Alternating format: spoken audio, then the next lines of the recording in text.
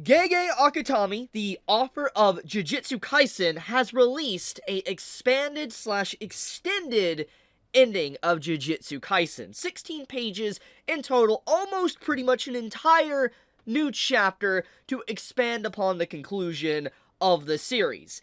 And I'm just like, man, this was not on my bingo list. I did not expect to have more content of JJK before Christmas of all times. So let's get this out of the way first. Merry Christmas, Happy New Year's, and may you all have a fantastic holiday. I hope all of you, whenever you watch this video, I'm wishing you a very blessed day. I hope all of you get what you want. Hope you get to spend time with your family, your friends, you play the games you want to play, you read a book that you like to do, watch a movie, whatever you like to do. I'm wishing you a fantastic day.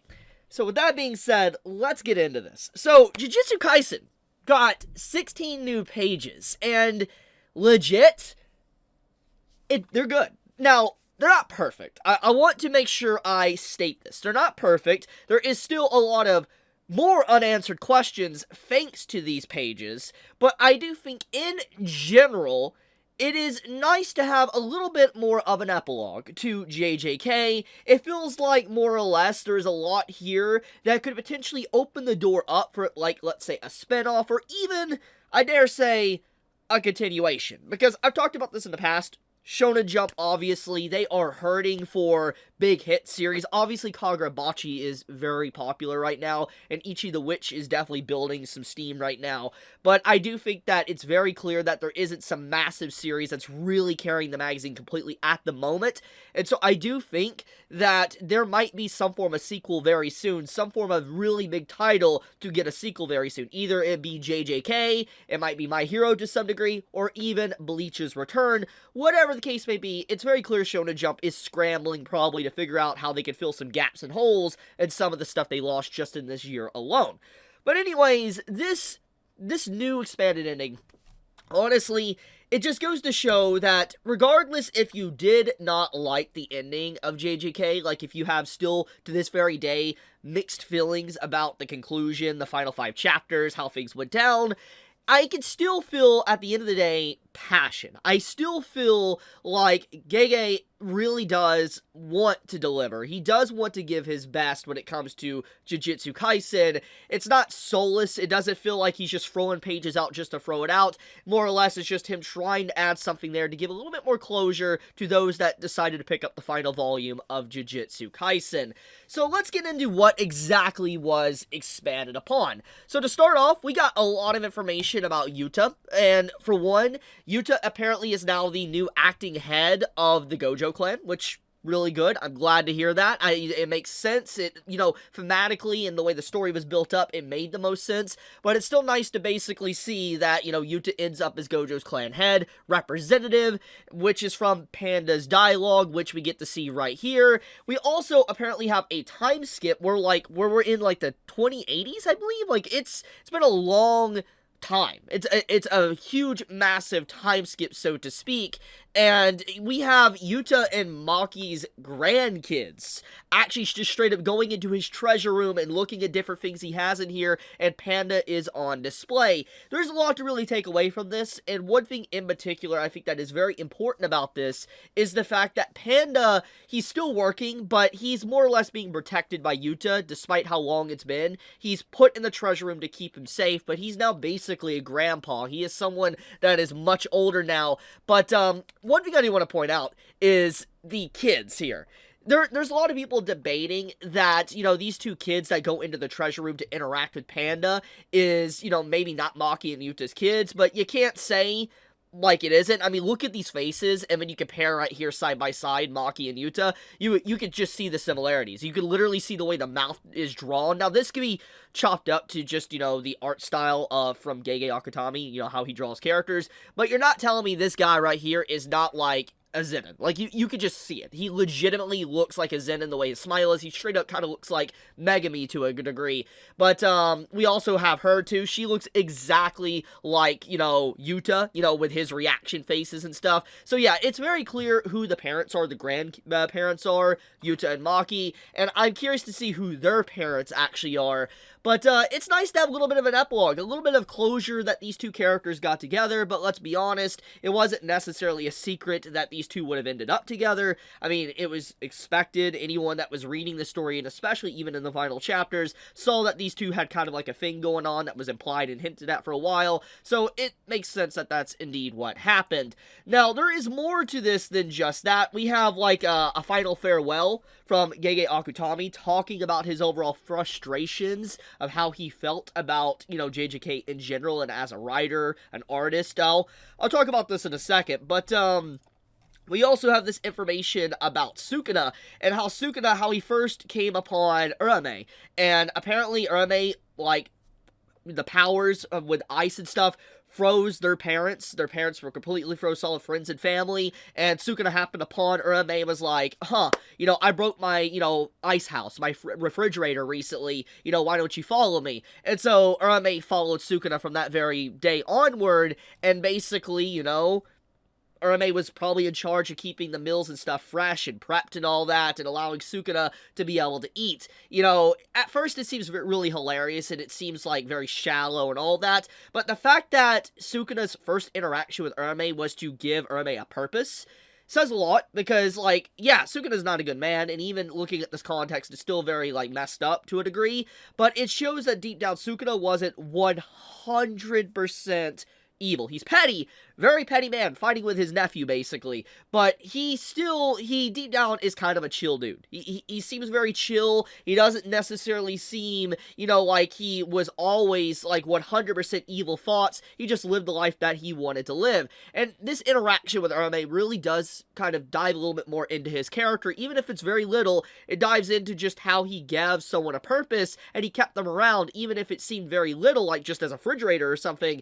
It still was a purpose, and it was obviously very useful to Sukuna, something he definitely couldn't potentially do, so he allowed Uraume to stay around him. So, really cool little detail. Once again, this doesn't change a lot of my thoughts and feelings of everything with Sukuna, how, we should have gotten more backstory and stuff. This more or less amplifies the issues I had with the conclusion of JJK. For instance, I think we can all agree that Sukuna in general deserved a massive backstory, like an arc dedicated to his character, diving into his psyche, what led him to being the king of curses, certain fights and stuff he had, pivotal fights, getting to dive a little bit more into Uraume's character, and seeing these additional pages for the ending of, the final volume, it does make me feel, once again, very sad we did not get to see more of Sukuna's character, because this is really good. This is some good content. What we got here is legitimately good content, but it once again brings up that issue that many of us had with the ending,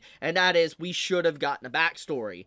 And it's just I feel like deep down, looking at, this, and then looking at what, Gege Akutami said about, his manga, I do think it hints that he was a little bit dissatisfied or disgruntled with the process of where he got, at least in his early decisions, and I think maybe he realizes maybe he could have done something different, but one of the big things is I like this, I like these pages, they are legitimately a nice little treat. It's a nice little bonus for JJK fans. It doesn't necessarily change or correct a lot of problems I think a lot of people have, for instance, we get a whole little scene with, Nobara. Nobara has a moment where she meets her mother, and it's a really fun little interaction. Nobara meets her mother, basically says that, you may have been talented at sorcery, but you're not talented at parenting. A very amazing burn by her, by the way. But, we get to see, the grandma, we get to see, Nobara's mother, they get to meet, and it's a funny interaction. Basically, Nobara meets her mother because it was the last will and wish of Gojo before he passed, and Nobara was respecting his wishes. So we even got a mentioning of Gojo in these additional pages, which is wild to think about. But, I think that these additional, pages, like I said, they don't fix everything. It doesn't correct that Nobara was basically a plot device in the end. It doesn't correct that we lacked a Sukuna, a massive focus on Sukuna's backstory. It doesn't correct that, Yuji's domain expansion still does not have a name. I mean, there might have been an interview I might have missed, but at the very least, in context with chapters, Yuji's domain was not really explained. There was literally no explanation of what it actually fully did. There was no name given to it whatsoever. We had so many things with, for instance, Kenjaku and how he's potentially alive. It's just like, there's a lot of stuff that is still left unanswered that we do not know. And obviously, with these additional pages, it does imply that there could be a continuation to some degree. Will it happen? We will see. But all I'm saying is that this is a nice treat.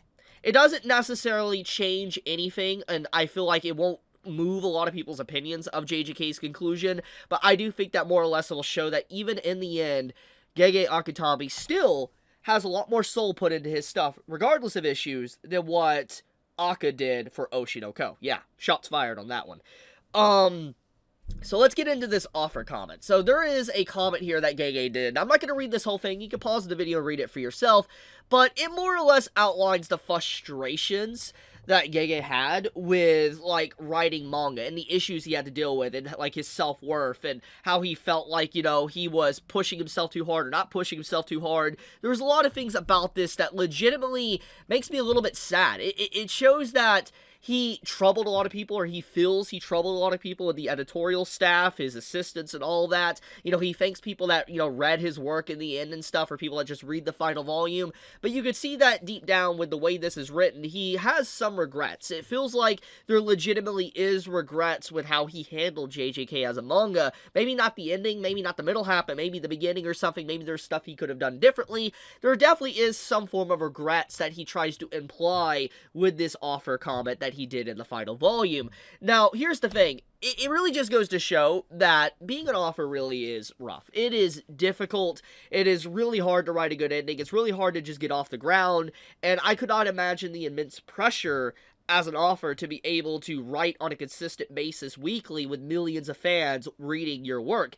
That has to be stressful, especially when your work is getting so popular that, you know, it might even one day, if you're, like, still writing the series, it might be in the same league as One Piece, so to speak. The pressure from an author to be competing with such a industry giant like Oda is insane. So I do think that in general, taking a look at the way everything was done here, I can understand his stress, and I feel bad for him, and I do hope that whatever he works on next, he does put a lot of time and effort and, you know, paces himself and doesn't stress as much as clearly he was with his work. He said he was very absent-minded as well, which is why he didn't talk a lot in between volumes like he wanted to.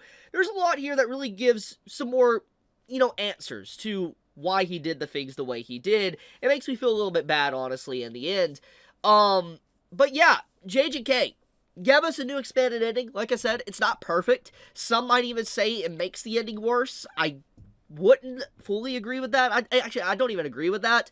I just think that the only thing it really does, if it is any negative, is what I already talked about. It outlines some of the fundamental issues I had with the series, especially the ending, and that we didn't get more dedicated Sukuna content. Like, for instance, not just fighting, but legitimate, like, development. Because clearly, Gege is pretty talented at writing. If he wants to write a good story, he can. And these pages do show that. He is good at world building. He is good at character building if he wants to focus on it. But he didn't. It was just mainly fighting. Fighting at the end, which, fair, it's a shonen battle manga, you know, it's the final arc. But you get what I'm saying.